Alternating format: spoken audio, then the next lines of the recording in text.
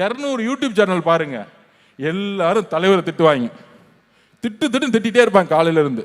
அதுக்கப்புறம் என்ன திட்டுவாங்க அடுத்தது, இவர் அப்படி அவர் அப்படி இது இப்படி இப்படின்னு எல்லாம் கதையாக பேசிட்டு இருப்பாங்க.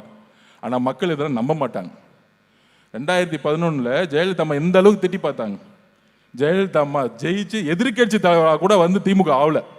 இந்த மாதிரி யாரையெல்லாம் திட்டு அதிகமாக வாங்குறாங்களோ கடைசியில் மக்கள் அந்த பையன் பாவம்பா, ஏன்பா என் புள்ள விஜய் எப்படி திட்டுறாங்க, அவர் என்னப்பா செஞ்சாரு, சினிமாவை தூக்கி போட்டு வந்துட்டாரு, எவ்வளவோ கோடி கணக்கில் சொத்தை விட்டுட்டு வந்துட்டாரு, அவர் பாட்டிக்கு வராரு, ஒரு 20 நிமிஷம் பேசுறாரு, அதை கூட பேச விட மாட்டேங்கிறீங்களா படுபாவீங்களான்னு ஊர்ல இருக்க பாட்டிலாம் திட்ட ஆரம்பிச்சிட்டாங்க.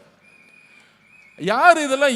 அவர் என்ன 50 வருஷம் வந்து இதுல இருந்தாரா, அதிகாரத்தில் இருந்தாரா, இல்ல ஊழல் பண்ணாரா, இல்ல மொத்தமா கோடி கோடி அடிச்சுட்டு, இல்ல அவங்க குடும்பத்தை மொத்தமா எடுத்துட்டு வந்து தன்னுடைய தங்கையும் எம்பி இன்னொரு மருமகனை தூக்கி வந்து பவர்ல போடுறது, என் பையனை தூக்கி போடுறது, இந்த மாதிரி குடும்பத்தை தூக்கி ஏதாவது கொண்டு வந்து வச்சாரா? அப்ப அவர் வந்து ஒரு நல்லது செய்யணும்னு நினைக்கும் பொழுது இந்த ஊடகங்கள் எந்த அளவுக்கு சூழ்ச்சியை செய்யுது. அப்ப நீங்க போன்ல பாக்குற 200 சேனல்ல எல்லாம் திட்டிக்கிட்டே இருப்பான். ஏன் மித்த கட்சி திட்ட மாட்டேங்கிறாங்க? ஏன் இபிஎஸ் ஏன் திட்ட மாட்டேங்கிறாங்க? வேற மத்த கட்சி தலைவர்களை ஏன் திட்ட மாட்டேங்கிறாங்க? ஏன்னா திமுக பயமே நம்ம தலைவர் மேலதான். இதுதான் உளவியல்.